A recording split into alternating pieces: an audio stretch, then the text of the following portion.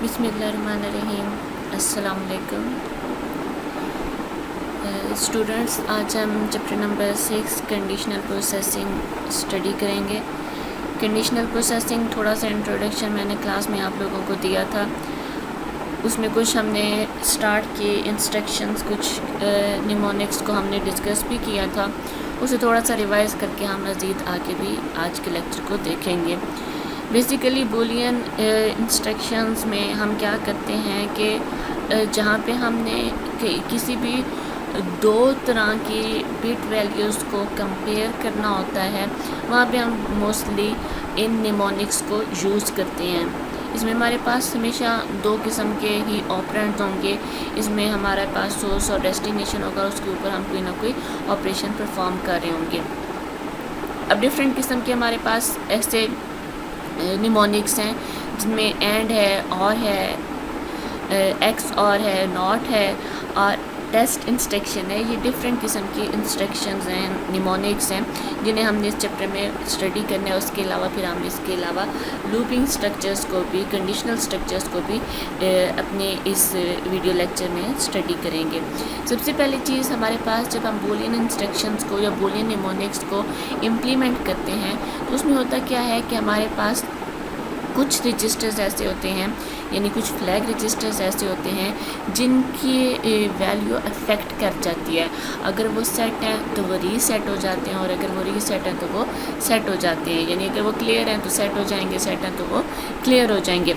अब flag registers क्या हैं, हम ऑलरेडी पढ़ भी चुके हैं और बहुत बार क्लास में रिवाइज भी कर चुके हैं कि फ्लैग रजिस्टर्स हमारे पास वो होते हैं जिनकी वैल्यूज़ अफेक्ट करती हैं हमारे जो भी रजिस्टर्स होते हैं, जो जनरल पर्पस रजिस्टर्स होते हैं, उनकी वैल्यूज़ के अकॉर्डिंग। अगर जनरल पर्पस रजिस्टर के अंदर 0 पड़ा है तो हमारा 0 फ्लैग 1 हो जाएगा, ठीक है। इसी तरह से अगर हमारी कैरी बिट आ रही है तो कैरी फ्लैग हमारा सेट हो जाएगा। तो बेसिकली ये वो रजिस्टर्स हैं जो हमारे रजिस्टर की वैल्यूज़ के अकॉर्डिंग चेंज हो रही होती हैं। कुछ ऐसे निमोनिक्स होते हैं जो चेंज नहीं करते, यानी फ्लैग रजिस्टर्स को अफेक्ट नहीं करते, और कुछ ऐसे निमोनिक्स होते हैं जो अफेक्ट करते हैं। तो ये जो बेसिकली एंड और वगैरह हैं, ये हमारे फ्लैग रजिस्टर्स को भी अफेक्ट करते हैं। कैसे करेंगे, किससे कौन सा रजिस्टर अफेक्ट होगा, वो हम 1 बाय 1 इंशाल्लाह स्टडी करेंगे। सबसे पहले आता है एंड इंस्ट्रक्शन। एंड इंस्ट्रक्शन क्या करता है, ये हमारे पास हम कोई भी बाइट लेंगे, ठीक है। बाइट में अब हमारे पास क्या होगा, 8 बिट्स होंगी। उन 8 बिट्स में ईच पेयर, यानी अगर हमारे पास सोर्स का बाइट और डेस्टिनेशन का बाइट ले रहे हैं तो सोर्स के बाइट की पहली बिट, डेस्टिनेशन के बाइट की पहली बिट, उन दोनों को इकट्ठा करके उनके ऊपर एंड ऑपरेशन को परफॉर्म किया जाएगा।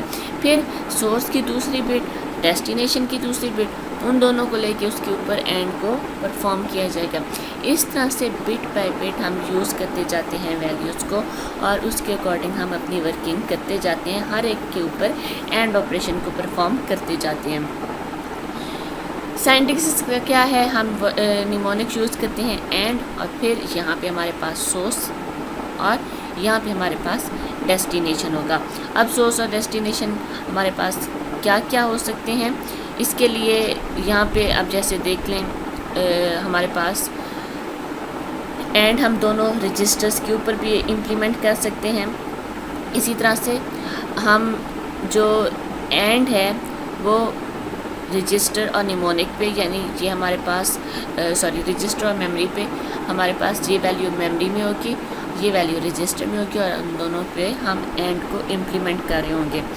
एंड हम रजिस्टर और मेमोरी और रजिस्टर और इमीडिएट वैल्यू पे भी कर सकते हैं। इमीडिएट वैल्यू कोई भी कांस्टेंट वैल्यू होगी, और उसको हम रजिस्टर के साथ एंड करवाना चाहें तो हम करवा सकते हैं। और इसी तरह से एंड हम मेमोरी और रजिस्टर इन दो के ऊपर भी ले सकते हैं, एंड मेमोरी और इमीडिएट वैल्यू पे भी ले सकते हैं। द ऑपरेंड कैन बी 8, 16 और 32 bits and they must be same size. हो वो 8 बिट के भी सकते हैं, 16 के भी सकते हैं, 32 के भी सकते हैं, लेकिन ये याद रखना है जो सोर्स की बिट्स होंगी उतनी ही डेस्टिनेशन की भी बिट्स होंगी। तो बिट्स हमारे पास सेम होनी चाहिए।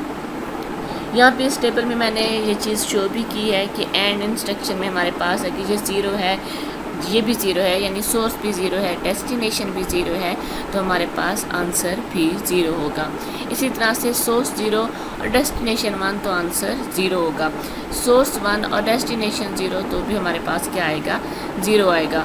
और अगर हमारे पास दोनों वैल्यूज़ वन आ जाएँ तो हमारे पास वैल्यू क्या होगी, वन आएगी। यानी कि हम कहते हैं कि हमारे पास हम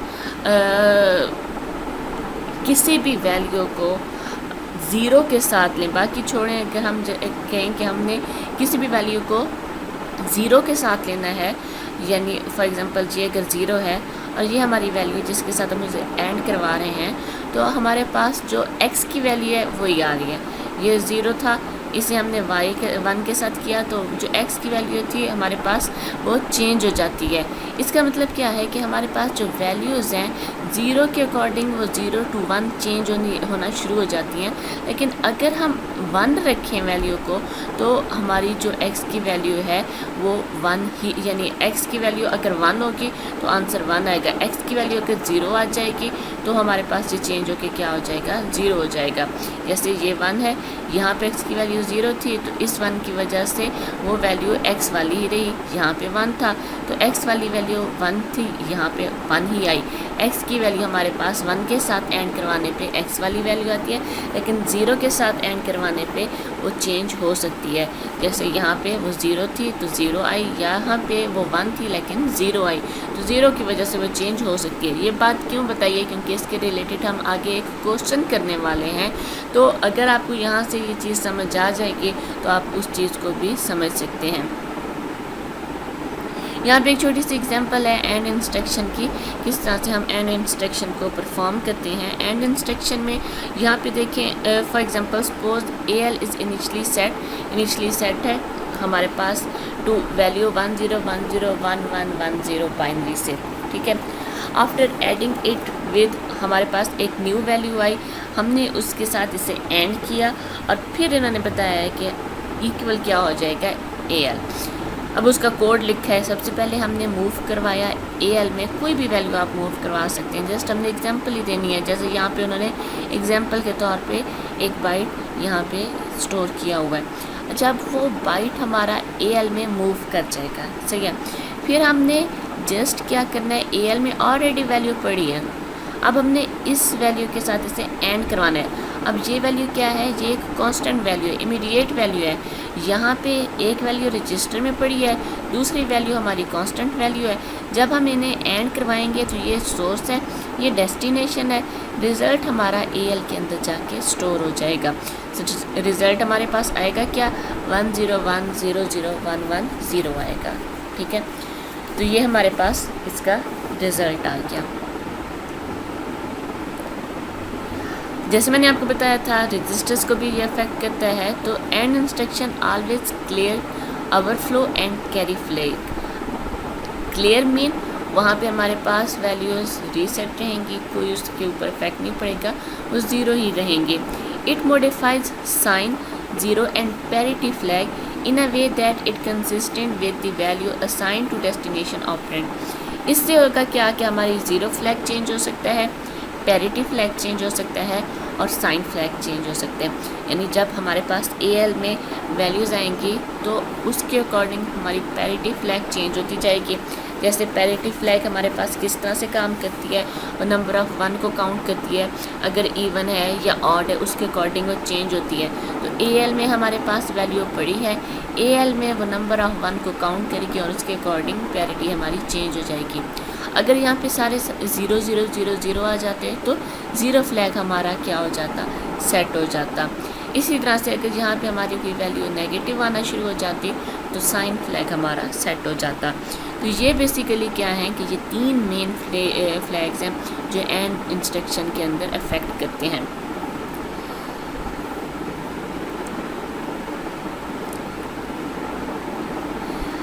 अब इसके बाद नेक्स्ट हमारे पास है converting characters to upper case. इस किस्म का क्वेश्चन भी शॉर्टली आपसे पूछा जा सकता है कि अगर आपके पास कैपिटल A है और आप उससे कन्वर्ट करना चाह रहे हैं, किस में कन्वर्ट करना चाह रहे हैं, स्मॉल a में कन्वर्ट करना चाह रहे हैं, तो आप क्या करेंगे।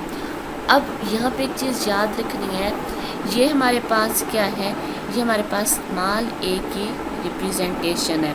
स्मॉल ए हमारे पास क्या है, 61 हेक्साडेसिमल में होता है। और इसी तरह से ये हमारे पास क्या है, ये कैपिटल है, इसकी हेक्साडेसिमल वैल्यू क्या है, 41।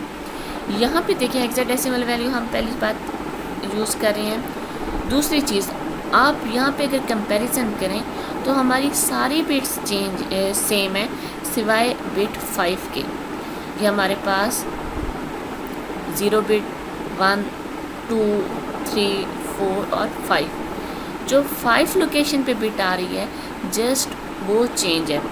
1 है तो स्मॉल केस, 0 है तो कैपिटल केस, बाकी सारी बिट्स सेम आ रही हैं। सेम यही प्रोसेस हर के साथ होगा, यानी बाकी बिट्स जो भी होंगी, अगर हम b को b के साथ कंपेयर करें तो ये 2 बिट आपस में चेंज होंगी, बाकी जितनी भी रेस्ट ऑफ बिट्स हैं वो सारी सेम होंगी। तो इसका मतलब ये है कि अगर हम अपनी इस बिट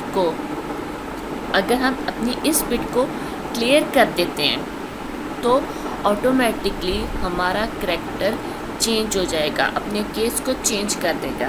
जैसे कि यहाँ पे उन्होंने कहा है कि अगर हमें किसी भी, जैसे फॉर एग्जांपल आपको कहा जाता है स्मॉल ए को कन्वर्ट करें ए के साथ, आप स्मॉल ए लें और उसे एंड किसके साथ करवाएं, इस वैल्यू के साथ। हम इस चीज़ को चेक भी कर लेते हैं कि ये किस तरह से काम करेगा। अगर फॉर एग्जांपल जैसे मैंने आपको बताया कि हमने करना क्या है, हमने वैल्यू, फर्स्ट वैल्यू लेनी है 0, 1, 1, 0, 0, 0, 0, 1 और नेक्स्ट हमने क्या लेना है, इसके साथ हमने उसे एंड करवाना है ताकि उसका केस चेंज हो सके। तो इसकी वैल्यूज़ क्या है, 1, 1, 0, यानी जस्ट उन्होंने क्या किया है, सारी बिट्स को सेट रखा है सिवाय बिट 5 के। बिट 5 की वैल्यू चेंज कर दी है। अब क्या होगा, हमारे पास 1, 1 आंसर क्या आएगा, 1 आएगा। 0, 1 का आंसर क्या आएगा, 0, 0, 1 का आंसर 0, 0, 1 का आंसर 0, फिर 0, 1 का आंसर 0, 1, 0 का आंसर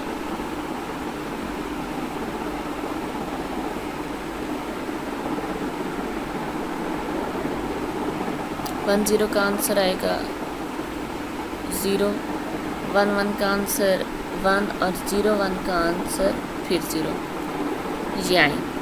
ठीक है, बाकी वैल्यूज़ हमारे पास चेंज ही नहीं हुई क्योंकि हमने उन्हें 1 के साथ एंड करवाया। और अभी मैंने ट्रुथ टेबल में भी आपको बताया था कि 1 के साथ जब हम किसी और को एंड करवाते हैं तो वही वैल्यू, जैसे मैंने आपको x और y की एग्जांपल दी थी कि y में 1 रखा था तो x वाली वैल्यू ही आउटपुट में आई थी। यहाँ पे क्योंकि सारे ही हमारे पास 1 है तो जो x की वैल्यूज़ हैं वही आना शुरू हो गई सिवाय बिट 5 के, क्योंकि बिट 5 हमने y में 1 नहीं रखा था बल्कि वहाँ पे क्या रखा था, 0 रखा था। वो क्लियर किया था, उसकी वजह से वो बिट ऑपोजिट हो जाएगी, हमारे पास 1 के बजाय 0 हो जाएगी। जब बिट हमारी 5th बिट चेंज हो गई, 1 थी 1 से 0 हो गई, तो ऑटोमेटिकली केस क्या हो जाएगा, चेंज हो जाएगा। अब आपकी एक छोटी सी असाइनमेंट है, आपने इसी तरह से b को कन्वर्ट करना है टू कैपिटल B। अब b की, स्मॉल b की हेक्साडेसिमल वैल्यू क्या आएगी और फिर किस तरह से उसकी बाइनरी बनेगी, किस तरह से आप किस वैल्यू के साथ उसे एंड करवाएंगे, यह सारा आपने खुद से करके मुझे दिखा देना है। ठीक है, इसके बाद नेक्स्ट है और इंस्ट्रक्शन। और इंस्ट्रक्शन के लिए सेम वही सारी चीज़ें हैं जो हमने भी एंड के लिए डिस्कस की हैं। बाकी इसका ट्रुथ टेबल आपको ऑलरेडी पता है, हमने पीछे DLD सब्जेक्ट में भी पढ़ा हुआ है। और का साइंटेक्स सेम उसी तरह से, और डेस्टिनेशन और सोर्स, इसमें भी वही कंपैरिजन, वही पेयर्स हम यूज़ करते हैं जो हमने एंड के अंदर डिस्कस किए हैं। रजिस्टर हो गया, register memory, register immediate value, ये सारी सेम। रजिस्टर्स का साइज़ होना चाहिए 8, 16 या 32 बिट हो सकता है। ठीक है, ये इसका यहाँ पे मैंने ट्रुथ टेबल भी बता दिया है। इसके अंदर क्या होता है कि हमारे पास एटलीस्ट 1 भी आ जाए, एक भी 1 आ जाए तो हमारे पास आउटपुट 1 हो जाती है। और इंस्ट्रक्शन के अंदर फर्दर एक एग्जांपल भी यहाँ पे बताई गई है कि हमने सेम इसी तरह से कोई एक बाइट मूव करवा दें AL के अंदर, फिर उसके साथ किसी भी और वैल्यू को और करवा दें, तो हमारे पास रिज़ल्ट इस किस्म का रिज़ल्ट हमारे पास आ जाएगा। सही है। Set complement. The complement of set can be generating using not instruction which reverses all bit. Not instruction आपको ऑलरेडी पता है। नॉट इंस्ट्रक्शन क्या होता है कि हमारे पास अगर 1 है हम उस पर नॉट इम्प्लीमेंट करेंगे तो वो 0 हो जाएगा, अगर 0 है हम उस पर नॉट इम्प्लीमेंट करेंगे तो वो 1 हो जाएगा। वो अपनी वैल्यू को रिवर्स कर देता है। अगर हमने किसी सेट के ऊपर कम्प्लीमेंट लेना हो तो हम क्या करते हैं, यानी उसका ऑपोजिट लेना हो तो हम उस सेट को नॉट के साथ उसके ऊपर नॉट को इम्प्लीमेंट कर देते हैं। जैसे यहाँ पे हमारे पास कोई सेट x है, सेट x के अंदर नंबर ऑफ़ बाइट्स होंगे, उनको हमने EAX के अंदर मूव करवा दिया। अब सेट x में बेसिकली 4 फॉर एग्जांपल बाइट पड़े हैं, उन 4 बाइट को हमने मूव करवा दिया EAX के अंदर। फिर हमने यहाँ पे कहा नॉट EAX। इससे क्या होगा, सेट x की जितनी भी वैल्यूज़ हैं वो सारी की सारी ऑपोजिट हो जाएंगी। अगर वो हमारे पास फॉर एग्ज़ाम्पल फर्स्ट बाइट में 1 1 1 1 1 1 1 1 है तो ऑपोजिट होके क्या बन जाएंगी 0 0 0 0 0 0 0 0। सारी वैल्यूज़ हमारे पास चेंज होना शुरू हो जाती हैं। इसी तरह से सेट इंटरसेक्शन, अगर आपने किसी सेट का इंटरसेक्शन लेना हो तो आप उस सेट को मूव करवाएंगे EAX में, ठीक है। फिर उसके बाद आप क्या करेंगे, आप सेट Y, अब इंटरसेक्शन में किसी एक सेट की ज़रूरत नहीं पड़ती ना। सेट्स क्या हैं, सेट वही जो हम मैथ में पढ़ते हैं, जैसे फॉर एग्जांपल सेट A है, सेट B है, और आप चाह रहे हैं कि आप उसके ऊपर set A intersection B find out करें, तो आपने A को मूव करवा दिया EAX में, फिर आपने उसके साथ एंड ले लिया B का। ये सेट पहला सेट आपने मूव करवाया, उसके ऊपर आपने सेट Y का एंड ले लिया, तो ये क्या करेगा, इंटरसेक्शन को जनरेट करेगा, ठीक है।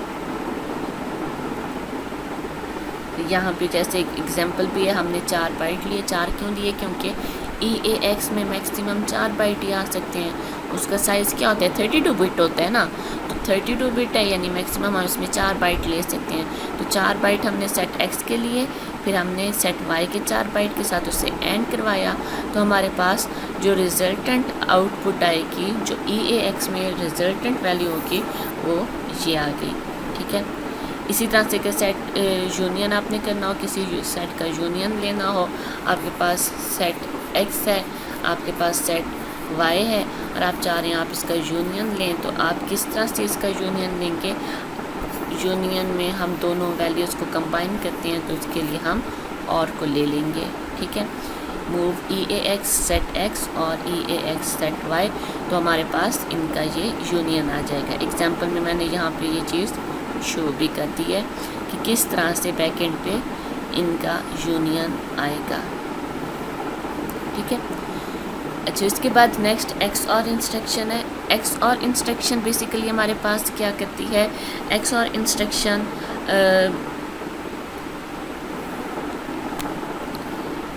एक्सक्लूसिव और ऑपरेशन परफॉर्म करती है between each pair of matching bits in 2 operands and store the result in destination. Same वही डेफिनेशन जो हमने और के लिए या एंड के लिए पढ़ी। वर्किंग कैसे होगी वो आपको मैं बताती हूँ। इसमें हमारा सिंटैक्स क्या है, XOR डेस्टिनेशन और सोर्स हम लिखेंगे।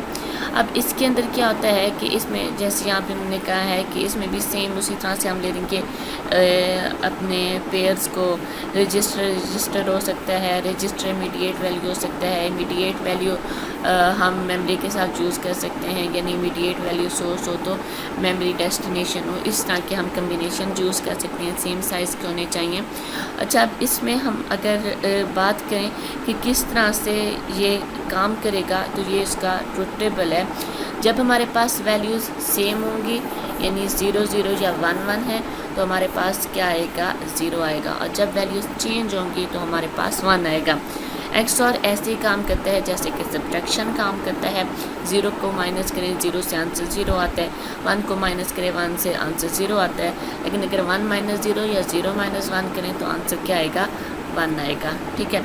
अच्छा, एक और चीज़ यहाँ पे एक पॉइंट मैंने लिखा है, XOR reverse itself when applied twice to same operand. अगर हम एक्स और वाई ये लें, जो आउटपुट आए उसे फिर से हम एक्स और कर दें वाई के साथ, तो रिज़ल्ट उसके इक्वल ही आएगा जो हमारा फर्स्ट ऑपरेंड होगा। ये भी आपकी एक असाइनमेंट है कि आपने इस क्वेश्चन को भी सॉल्व करके दिखाना है, ट्रुथ टेबल बना के दिखाना है कि अगर हम ये चीज़ लें तो हमारे पास आउटपुट क्या आती है, क्या वो एक्स के इक्वल आती है। नॉट इंस्ट्रक्शन अभी भी मैंने आपको बताया, नॉट इंस्ट्रक्शन क्या करता है, जैसे वंस कम्प्लीमेंट लेते हैं, वंस कम्प्लीमेंट में भी ऐसे ही होता है ना कि बिट हमारी जो भी बिट होगी वो क्या हो जाती है, ऑपोजिट हो जाती है। तो इसमें भी सेम इसी तरह से होता है कि बिट्स हमारी चेंज हो जाती हैं। इसे हम यूज़ कर सकते हैं रजिस्टर के साथ या मेमोरी के साथ। जैसे यहाँ पे एग्जांपल है कि अगर हमारे पास F0 है तो उसका कम्प्लीमेंट क्या आ जाएगा, 0F आ जाएगा। अब ये F0 की एग्जांपल भी यहाँ पे आ गई। F की बाइनरी वैल्यू हमारे पास 1 1 1 1 होगी, 0 की बाइनरी वैल्यू 0 0 0 0 होगी। ठीक है। अगर हम इससे नॉट AL करते हैं तो पहले वाले 1 1 चेंज हो जाएंगे 0 में, यानी ये बन गया 0, और आखिरी वाले 4 बन जाएंगे F। ठीक है, मतलब ये हमारे पास इस तरह से चेंज हो जाता है। No flags are affected by the not instruction. याद रखना है, नॉट इंस्ट्रक्शन से कोई भी फ्लैग हमारा अफेक्ट नहीं करता। इसके बाद टेस्ट इंस्ट्रक्शन है। टेस्ट इंस्ट्रक्शन सेम ऐसे ही काम करती है जैसे कि हमारा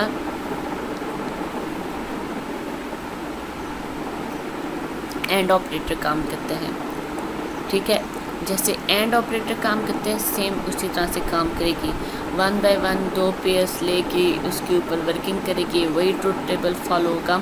लेकिन डिफरेंस क्या है, the only difference between test and and is that test does not modify the destination operand. Comparison ज़रूर करेगी लेकिन डेस्टिनेशन की वैल्यू को चेंज नहीं करेगी, डेस्टिनेशन की वैल्यू सेम रहेगी। अब जैसे एंड के अंदर हमने सोर्स की वैल्यू को एंड करवा के डेस्टिनेशन में सेव करवा दिया था, हमारे पास जो भी डेस्टिनेशन का रजिस्टर होगा उसमें वैल्यू अपडेट नहीं होगी। ये बैक एंड पे कोई कंपैरिजन ज़रूर होगा लेकिन वैल्यू को ये चेंज नहीं करेगा। जब वैल्यू को चेंज नहीं करेगा तो हमारा कोई फ्लैग रजिस्टर भी इससे अफेक्ट नहीं होगा। ठीक है।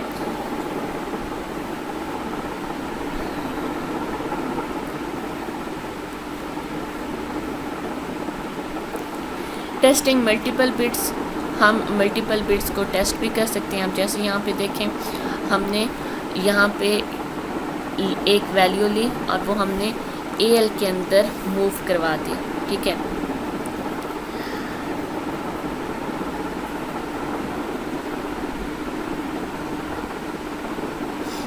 अच्छा AL में ऑलरेडी कोई ना कोई वैल्यू पड़ी है, उस वैल्यू के साथ हमने क्या किया, हमने टेस्ट हम करना चाह रहे हैं 0 बिट और 3 बिट को।